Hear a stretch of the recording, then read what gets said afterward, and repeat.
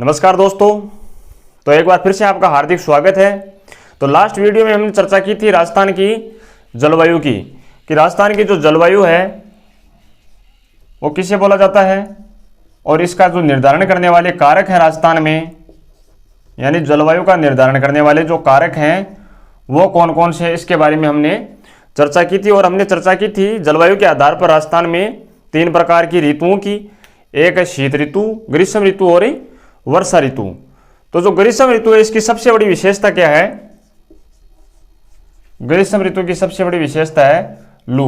लू किसको बोला जाता है? जो गर्मियों में शुष्क या गर्म हवाएं चलती हैं, जिनको स्थानीय पवनें होती हैं, उनको क्या बोला जाता है? लू के नाम से जाना जाता है। गर्म या जो शुष्क पवनें होती हैं उनको स्थानीय भाषा में लू के नाम से जाना जाता है। यानी जो गर्म या शुष्क पवनें चलती हैं ग्रीष्म ऋतु में उनको स्थानीय भाषा में लू के नाम से जाना जाता है। एक है बबूल्या। बबूल्या बोला जाता है आकस्मिक जो वायु का चक्रवात बनता है, आकस्मिक वायु का चक्रवात बनता है उसको बबूल्या के नाम से जाना जाता है। एक है धूल भरी आंधियां। यानी धूल भरी जो आंधियां हैं वो राजस्थान में कौन से जिले में सर्वाधिक चलती हैं और कौन से जिले में सबसे कम चलती हैं, और इनकी जो रफ्तार होती है वो कौन सी दिशा से कौन सी दिशा में बढ़ती है या घटती है, इसके बारे में हम आगे चर्चा करेंगे। इसके बाद आती है शीत ऋतु। शीत ऋतु की सबसे बड़ी विशेषता है मावट। मावट किसको बोला जाता है? जो भूमध्य सागरीय पश्चिमी विक्षोभ हैं उनसे होने वाली जो सर्दियों में वर्षा होती है उसको मावट के नाम से जाना जाता है। यानी जो नवंबर, दिसंबर, जनवरी में जो वर्षा होती है उसको मावट के नाम से जाना जाता है, जिसको मैंने राजस्थान का विस्तार और इसकी स्थिति पढ़ाई थी उस समय आपको बताया था कि मावट किसको बोला जाता है और लू इनके बारे में आपको बताया था। अब आता है हमारा वर्षा, वर्षा ऋतु या मानसून। आज हमें वर्षा ऋतु या मानसून की बातें करेंगे कि राजस्थान में मानसून की प्रक्रिया किस प्रकार रहती है और सबसे ज़्यादा बारिश है वो कौन सा मानसून करता है और कहाँ पर वर्षा वो कम होती है, इसके बारे में आज हमें चर्चा करेंगे।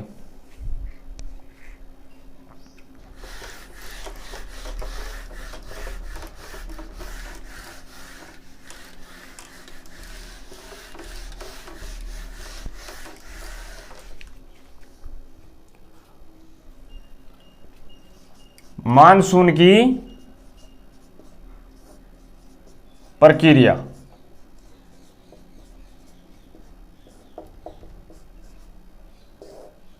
सबसे पहले आता है तापीय सिद्धांत। तापीय सिद्धांत दिया था भूगोलवेत्ता थे एक डेडले स्टाम्प, जिसने तापीय सिद्धांत दिया था। यानी जो तापमान में भिन्नता के कारण मानसून आता है या तापमान में अधिकता या कमी के कारण जहां पर वर्षा होती है, इस आधार पर तापीय सिद्धांत को दिया गया था। एक भूगोलवेत्ता थे डेडले स्टाम्प, उनके द्वारा। दूसरा है विषुवत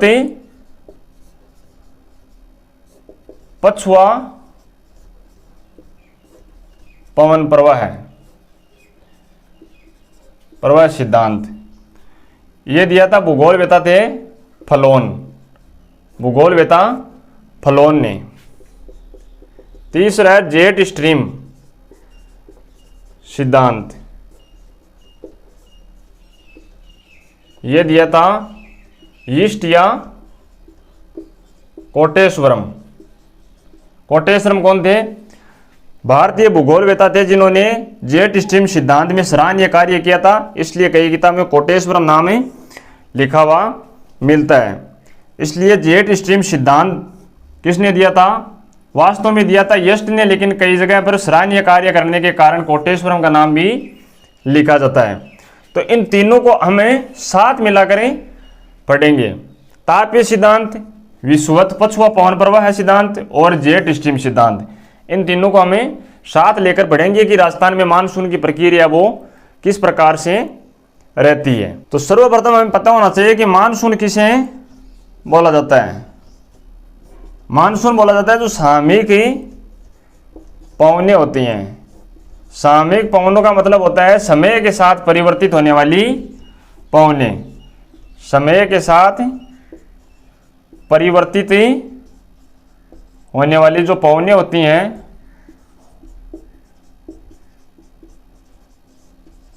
उसको बोला जाता है मानसून के नाम से जाना जाता है। तो अब हम पढ़ेंगे कि जो मानसून की प्रक्रिया है वो पृथ्वी के संबंध में किस प्रकार से होती है, यानी मानसून का स्थल भाग की ओर जो आकर्षण है वो किस प्रकार से होता है, या स्थल भाग में बारिश है वो मानसून से किस प्रकार होती है।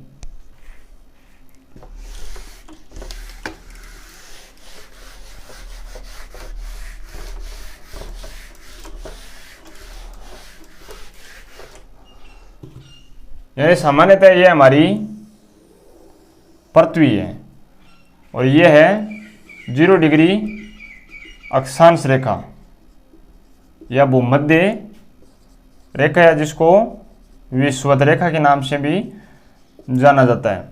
और मार्च के महीने में यहाँ पर जो सूर्य है वो सीधा चमकता है।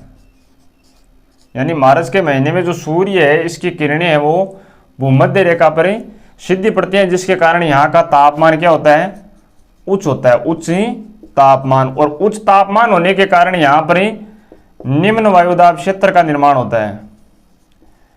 निम्न वायुदाब क्षेत्र का निर्माण होता है। तो निम्न वायुदाब क्षेत्र का निर्माण होने के कारण उच्च वायुदाब से यानी उपोष्ण, जो उपोष्ण उत्तरी गोलार्ध और उपोष्ण दक्षिणी गोलार्ध, यहाँ से व्यापारिक जो पवनें हैं वो भूमध्य रेखा की तरफ चलती हैं। यानी व्यापारिक जो पवनें हैं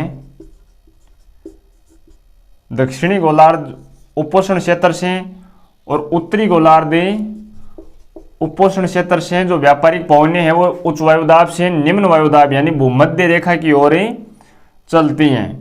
और ये यहाँ पर भूमध्य रेखा पर आकर उच्च तापमान होने के कारण ये गर्म हो जाती हैं और गर्म होकर ऊपर की ओर उड़ती हैं और ऊपर की ओर उड़ कर वापस से ठंडी होकर यहाँ पर बारिश करती हैं, जिसके कारण यहाँ पर उष्ण सदाबहार वन पाए जाते हैं। यहाँ पर कौन से वन पाए जाते हैं, उष्ण सदाबहार वन पाए जाते हैं। इसकी हमने पिछली वीडियो में भी चर्चा की थी। तो इस प्रकार से वर्षा की प्रक्रिया स्थल भाग में होती है। कि स्थल भाग में वर्षा का आगमन इस प्रकार से होता है कि सूर्य है वो सीधा चमकता है और उच्च तापमान होने के कारण निम्न वायुदाब क्षेत्र का निर्माण होता है, जिसके कारण उच्च वायुदाब से निम्न वायुदाब की तरफ पवन है वो गति करती हैं और पवनें गति करने के कारण ये गर्म होकर ऊपर की ओर उड़ती हैं और वापस ठंडी होकर बारिश का निर्माण या बारिश करती हैं। आगे हम पढ़ेंगे भारत के संबंध में सूर्य की स्थिति को। भारत के संबंध में सूर्य की स्थिति किस प्रकार रहती है और किस प्रकार से मानसून का प्रवेश भारत में करवाती हैं।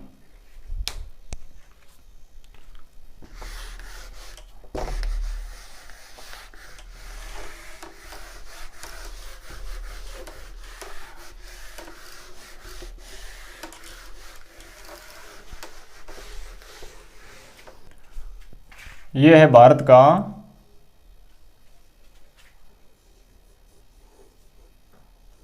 मानचित्र।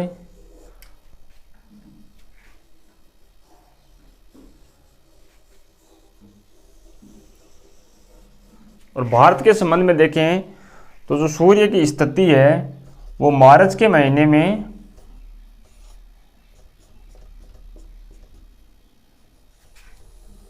भूमध्य रेखा पर रहती है, अप्रैल के महीने में यहां पर रहती है अप्रैल, और ये है मई, और जून के महीने में देखें तो जून के महीने में सूर्य की स्थिति है वो लगभग जो कर्क रेखा है इस पर ही बनी रहती है। जून, तो जून के महीने में जो कर्क रेखा पर सूर्य की स्थिति इस प्रकार से बनी रहती है, जिसके कारण राजस्थान में जो थार का मरुस्थल है या कर्क रेखा है इस पर ही निम्न वायुदाब क्षेत्र का क्या होता है, निर्माण होता है। निम्न वायुदाब क्षेत्र का निर्माण होता है, क्योंकि यहाँ का तापमान क्या होता है, उच्च तापमान होता है। तो इस समय ये जो दक्षिणी गोलार्ध है, दक्षिणी गोलार्ध से जो व्यापारिक पवनें भूमध्य रेखा की तरफ चलती हैं, इस प्रकार से व्यापारिक पवनें हैं वो भूमध्य रेखा की तरफ ही गति करती हैं और विषुवत रेखा या भूमध्य रेखा को पार करके ये इनकी जो स्थिति है वो इस प्रकार से दक्षिण पश्चिम की तरफ ही बदल जाती है। यानी जो कोरियोलिस बल या फेरल के नियम के अनुसार, फेरल के नियमानुसार दाहिनी ओर मुड़ जाती हैं।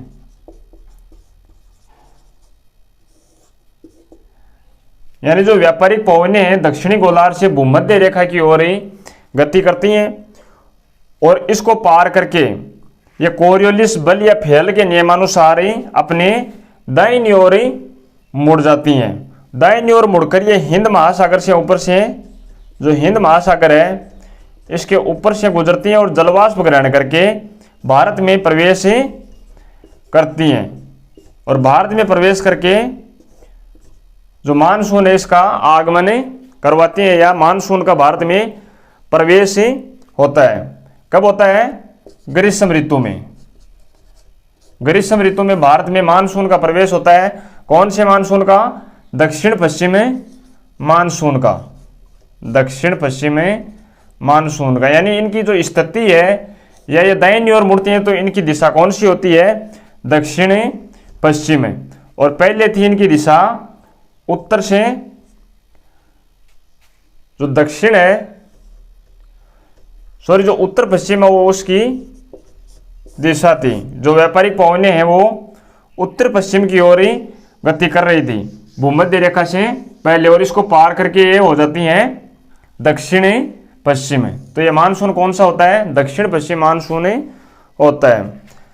तो मानसून की दिशा पूछें तो वो होती है समुद्र से स्थल की ओर, समुद्र से स्थल की ओर। यानी ये समुद्र हिंद महासागर और ये स्थल। तो मानसून की दिशा हो गई समुद्र से स्थल की ओर। और मानसून की उत्पत्ति की बात करें कि जो दक्षिण पश्चिम मानसून है इसकी उत्पत्ति है वो होती है हिंद महासागर से, हिंद महासागर से।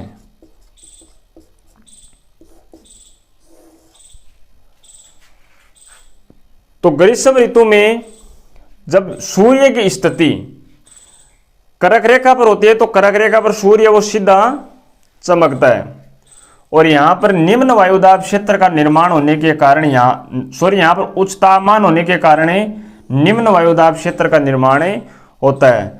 खास करें थार के मरुस्थल में, जो थार का मरुस्थल है राजस्थान में, वहाँ पर निम्न वायुदाब क्षेत्र का निर्माण होता है, जिसके कारण जो व्यापारिक पवनें हैं वो विषुवत रेखा या भूमध्य रेखा को पार करके इनकी जो दिशा है वो या इनकी स्थिति है वो बदल जाती है। तो इनकी दिशा बदल जाती है। कोरियोलिस बल या फेरल के नियमानुसार ये अपने दाहिनी ओर मुड़ जाती है और इनकी दिशा हो जाती है दक्षिण पश्चिम दिशा। दक्षिण पश्चिम दिशा होने के कारण ये हिंद महासागर के ऊपर से गुजरती हैं और जलवाष्प ग्रहण करके भारत में या राजस्थान में मानसून का प्रवेश करवाती हैं। तो इस प्रकार से भारत में मानसून का आगमन होता है। दक्षिण पश्चिम मानसून की उत्पत्ति, ये एग्जाम में क्वेश्चन आ जाए तो इसका उत्तर होगा हिंद महासागर से दक्षिण पश्चिम मानसून की उत्पत्ति होती है, क्योंकि यहीं से ये जलवाष्प ग्रहण करती हैं। और दिशा पूछे तो समुद्र से स्थल की ओर। आगे हम चर्चा करेंगे जो दक्षिण पश्चिम मानसून है इसकी कितनी शाखाएं भारत में प्रवेश करती हैं और सर्वप्रथम दक्षिण पश्चिम मानसून है वो भारत में कहाँ पर प्रवेश करता है।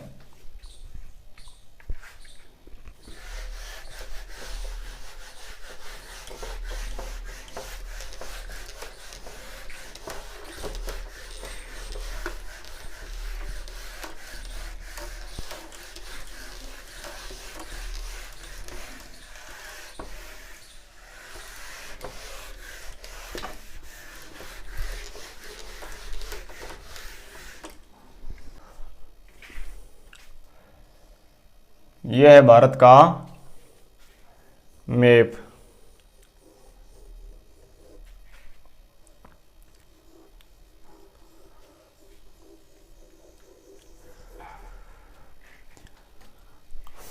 दक्षिण पश्चिम में मानसून की दो शाखाएं हैं, एक है अरब सागर शाखा, दूसरी है बंगाल की खाड़ी शाखा। बंगाल की खाड़ी शाखा। तो सर्वप्रथम हम बात करेंगे जो अरब सागरीय शाखा है उसकी। तो यहां पर है भारत में पश्चिमी घाट, यह है पूर्वी घाट, यहां पर है नीलगिरी की पहाड़ियां, यह है सतपुड़ा पर्वत और यह है विंध्याचल पर्वत। यहां पर है छोटा नागपुर का पठार, यहां पर है अरावली पर्वतमाला और इस प्रकार से है भारत के उत्तर में हिमालय की स्थिति। तो भारत में इस प्रकार से पर्वतों का क्या है विस्तार है। तो भारत में मानसून की बात करें तो मानसून किस प्रकार की वर्षा होती है, यहां पर पर्वतकृत वर्षा होती है, यानी पर्वतों से जो मानसूनी पवनें हैं वो टकराकर यहां पर क्या करती हैं बारिशें करती हैं। मानसूनी पवनें कौन से मानसून आता है, यहां पर दक्षिण पश्चिम में मानसून आता है, यानी भारत में वर्षा होती है पर्वतकृत वर्षा, क्योंकि जो मानसूनी पवनें हैं वो पर्वतों से टकराकर यहां पर वर्षा करवाती हैं। दक्षिण पश्चिम मानसून आता है कब आता है, ग्रीष्म ऋतु में। तो जो अरब सागरीय शाखा है इसकी सर्वप्रथम शाखा प्रवेश करती है भारत में। राज्य क्षेत्र की बात करें तो यहां पर जो केरल है, मालाबार तट है केरल का, यहां पर सर्वप्रथम अरब सागर की एक शाखा भारत में प्रवेश करती है 15 जून। कब करती है, 15 जून आज से पास 15 जून के आसपास। और यहां पर प्रवेश करके ये पश्चिमी घाट से मानसूनी पवनें टकराती हैं और वर्षा होती है।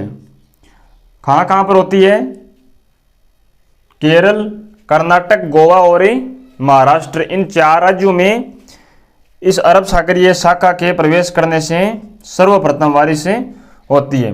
और एक प्रवेश करती है यहां से, और ये जो विंध्याचल पर्वत या सतपुड़ा पर्वत है यहां पर टकरा करें जो मध्य प्रदेश और छत्तीसगढ़ राज्यों में बारिशें होती है।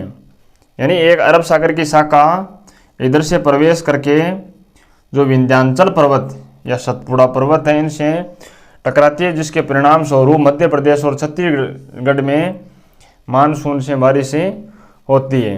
और एक प्रवेश करती है राजस्थान में इस साइड से। तो ये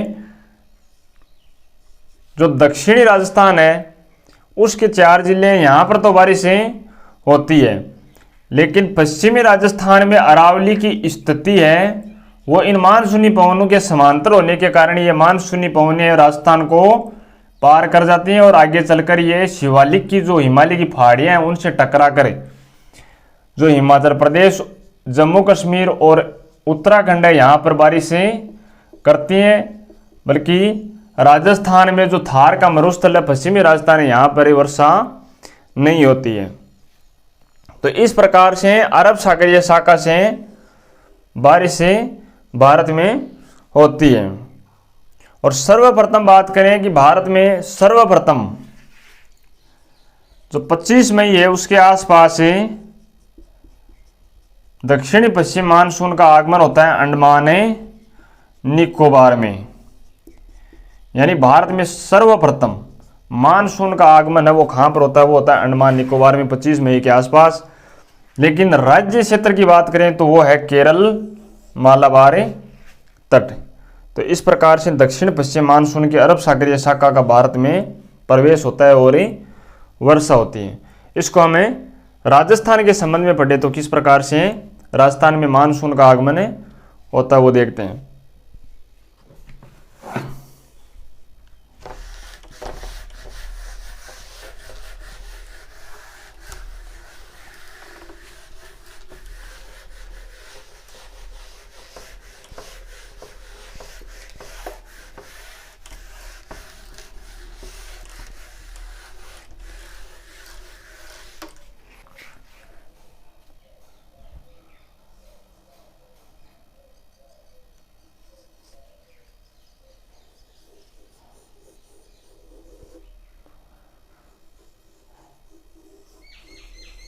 यह राजस्थान का मैप, इसमें अरावली का विस्तार है वो इस प्रकार से है।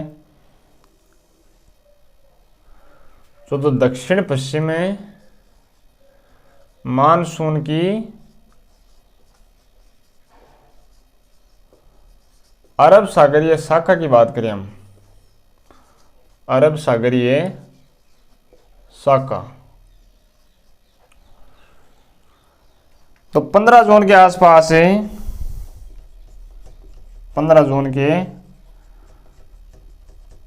आसपास राजस्थान में जो दक्षिण पश्चिम में मानसून के अरब सागरीय शाखा है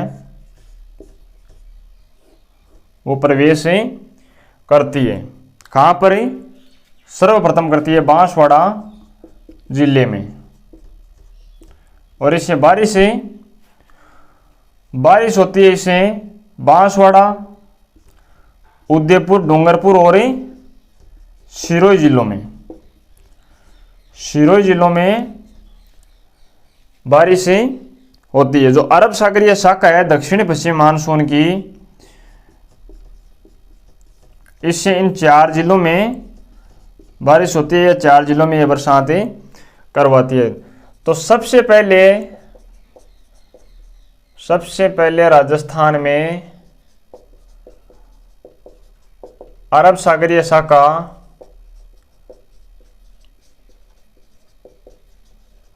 कहां प्रवेश करती है? बांसवाड़ा। तो बांसवाड़ा क्या हो गया? मानसून का प्रवेश द्वार। एग्जाम में क्वेश्चन आ जाए कि मानसून का राजस्थान में प्रवेश द्वार कौन सा कहलाता है, तो वो होगा बांसवाड़ा। आगे भी बढ़ेंगे हम, जो बंगाल की खाड़ी है उसको लेकर भी, लेकिन पहले बात कर लेते। तो अरब सागरीय शाखा है, इसका मानसून का प्रवेश द्वार कहलाता है बांसवाड़ा। और सिरोही, डूंगरपुर, उदयपुर और बांसवाड़ा में जो अरब सागरीय शाखा है इससे बारिश होती है 10%। 10% क्या होती है? बारिशें होती है। दक्षिण पश्चिम मानसून की जो अरब सागरीय शाखा है इससे सिरोही, डूंगरपुर, उदयपुर और बांसवाड़ा इन 4 जिलों में 10% बारिश होती है। और इस मानसून की जो दिशा है वो रहती है दक्षिण पश्चिम से उत्तर पूर्व। यह क्या है? पूर्व, यह है उत्तर, यह पश्चिम और यह क्या है? दक्षिण। तो दक्षिण पश्चिम से उत्तर और पूर्व, इस प्रकार से इसकी क्या रहती है? दिशा रहती है अरब सागरीय शाखा के मानसून की। और पश्चिमी राजस्थान की बात करें कि यहां पर वर्षा क्यों नहीं होती है, यानी राजस्थान में, पश्चिमी राजस्थान में अरब सागरीय शाखा से या थार के मरुस्थल में जो दक्षिण पश्चिम मानसून की अरब सागरीय शाखा है इसमें बारिश नहीं होती है। इसका कारण क्या है? तो इसका कारण ये है कि एक तो अरावली है, इसका जो मानसूनी पवने हैं, दक्षिण पश्चिम मानसूनी पवने, इनके समांतर होने के कारण ये राजस्थान से गुजर जाती हैं। दूसरी बात, जो अरावली अरब सागरीय शाखा है, दक्षिण पश्चिम मानसून की जो अरब सागरीय शाखा है, ये जो पश्चिमी घाट से टकराकर वहां पर वर्षा करवाती है, जिसके कारण ये हल्की हो जाती हैं और राजस्थान को आसानी से अरावली के समांतर होने के कारण जो पश्चिमी राजस्थान है इसको पार कर जाती हैं, यानी कोई भी अवरोध नहीं है। यहाँ पर जो अरावली है इसके पश्चिम साइड में कोई भी अवरोध नहीं होने के कारण ये किसी भी पर्वत या पहाड़ से टकरा नहीं पाती और नहीं टकराने के परिणाम स्वरूप ये राजस्थान को पार कर जाती हैं। दूसरा है महाद्वीपीयता। महाद्वीपीयता का मतलब है जो राजस्थान है उसका जो थार का मरुस्थल है वो समुद्र से दूर होने के कारण यहाँ पर वर्षा नहीं होती। तीसरा है पछुआ पवने। पछुआ पवने, पछुआ पवने होते हैं जो पाकिस्तान है इससे पाकिस्तान से आने वाली जो गर्म हवाएं होती हैं वो इन मानसूनी पवनों के संपर्क में आकर इनकी जो नमी है उसको कम कर देती है, जिसके कारण ये हल्की होकर राजस्थान को पार कर जाती है, जिसके कारण यहाँ पर वर्षा है वो क्या होती है, एकदम से भी नहीं होती है या बहुत ही कम होती है। तो ये बात हो गई अरब सागरीय शाखा की, दक्षिण पश्चिम मानसून की जो अरब सागरीय शाखा है इसकी चर्चा। अब हम करते हैं भारत में जो बंगाल की खाड़ी की शाखा है उसकी।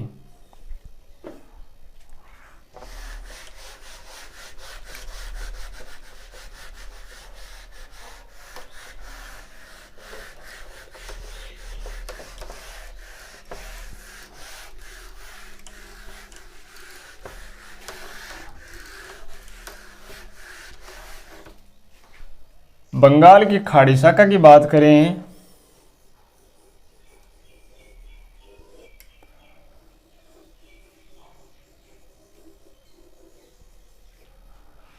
तो बंगाल की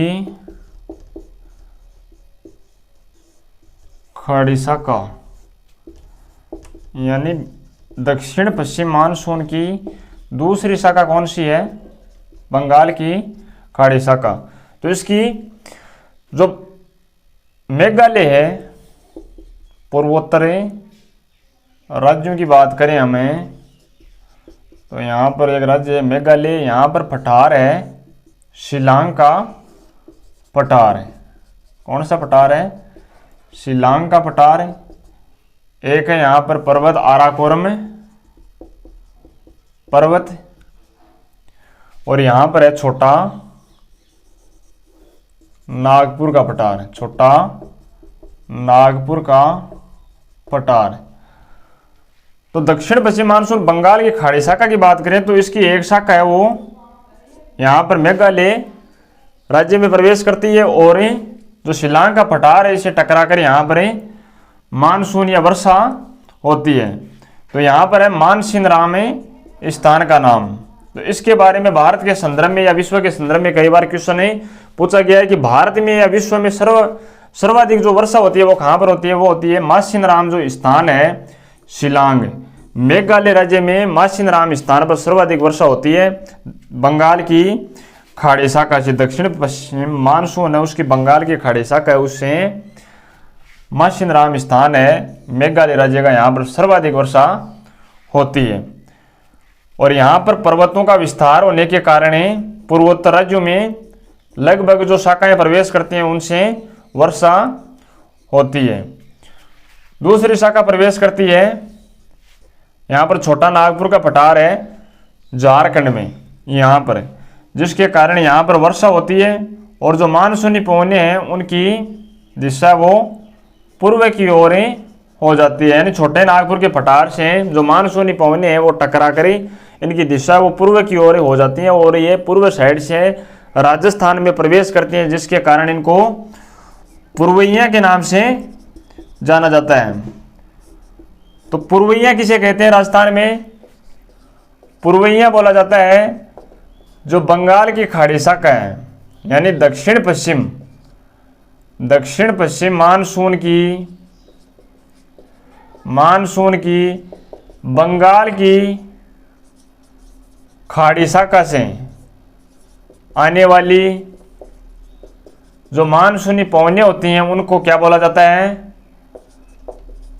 मानसूनी पवनें होती हैं उनको पूर्वइयों के नाम से जाना जाता है।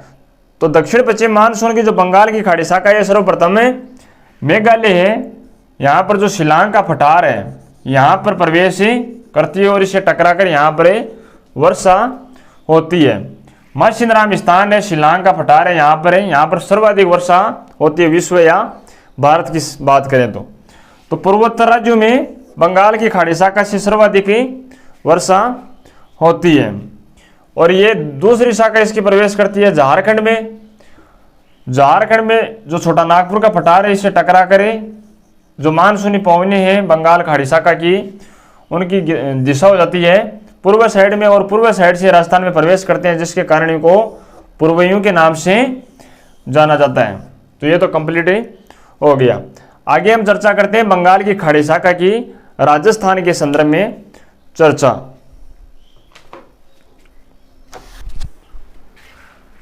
दक्षिण पश्चिम मानसून की जो बंगाल की खाड़ी शाखा है उसकी हमें चर्चा करें। तो ये राजस्थान का मैप, इसमें अरावली का विस्तार है वो इस प्रकार से है।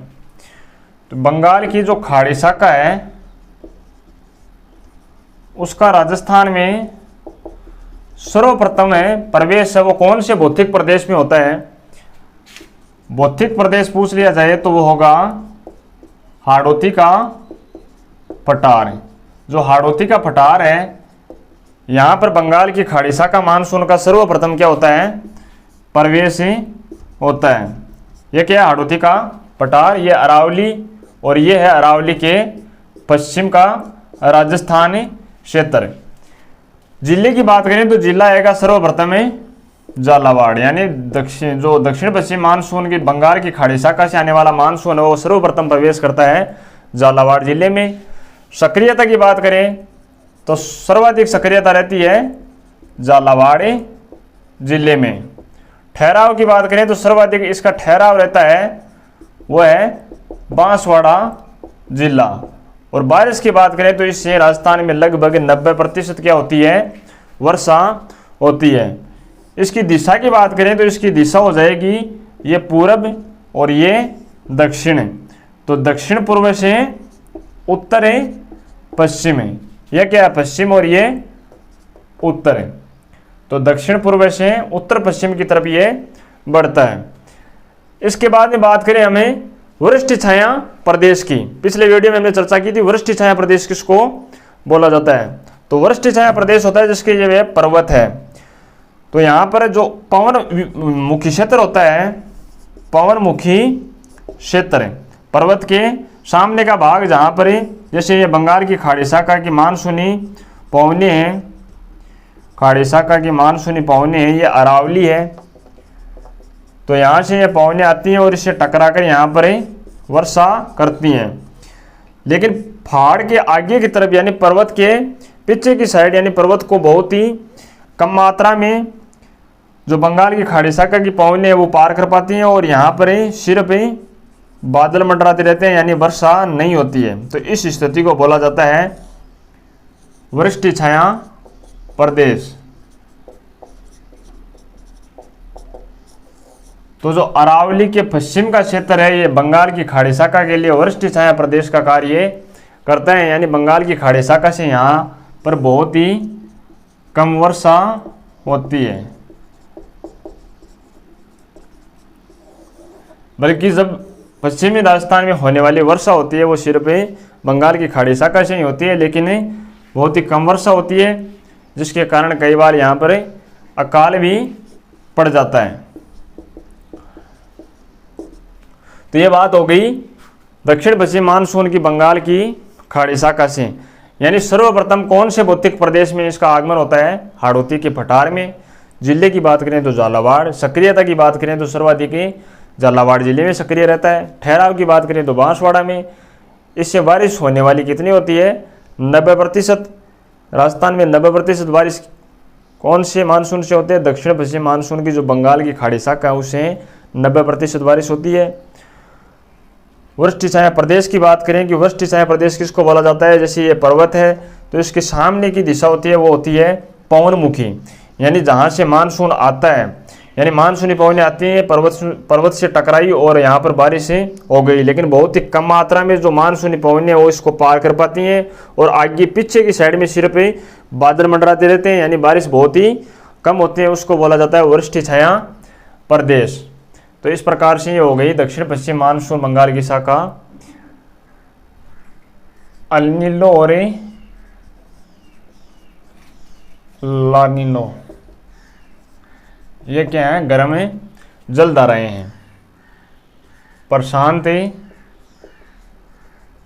महासागरीय गर्म जलधाराएं कब उत्पन्न होती हैं, ये 25 दिसंबर के आसपास, जिसके कारण इसको बोला जाता है बालक ईसा के नाम से, इसको बालक ईसा भी कहा जाता है। जो जब इसका प्रभाव है वो अधिक होता है, तो प्रभाव है वो अधिक होने के कारण यहाँ पर अकाल या अनावृष्टि की स्थिति उत्पन्न हो जाती है भारत में या राजस्थान में। और जब लालिनो होती है, लालिनो का मतलब है कम प्रभाव, तो कम प्रभाव होगा तो ये अधिक मानसून है वो सक्रिय होगा, जिसके कारण अतिवृष्टि की संभावना हो जाती है। यानी एल नीनो और ला नीनो क्या है, प्रशांत महासागरीय या जो गर्म जलधाराएं होती हैं उनको बोला जाता है अल नीनो या ला नीनो। तो 25 दिसंबर के आसपास इसकी उत्पत्ति होती है प्रशांत महासागर में, जिसके कारण इसको बालक ईसा के नाम से जाना जाता है। और इसका प्रभाव अधिक होता है, तो मानसून क्या होता है, अधिक ही मानसून है वो क्या होता है, कम सक्रिय होता है। तो मानसून कम सक्रिय होने के कारण अकाल या अनावृष्टि की स्थिति होती है। और लालिनो का मतलब होता है कम प्रभाव, तो कम प्रभाव होगा तो मानसून है वो अधिक ही सक्रिय होगा, जिसके कारण अतिवृष्टि की संभावना रहती है। तो इस प्रकार से आज का हमारा वीडियो कंप्लीट हुआ। तो वीडियो अगर पसंद आए तो इसको शेयर, सब्सक्राइब और लाइक करना ना भूलें। Thank you.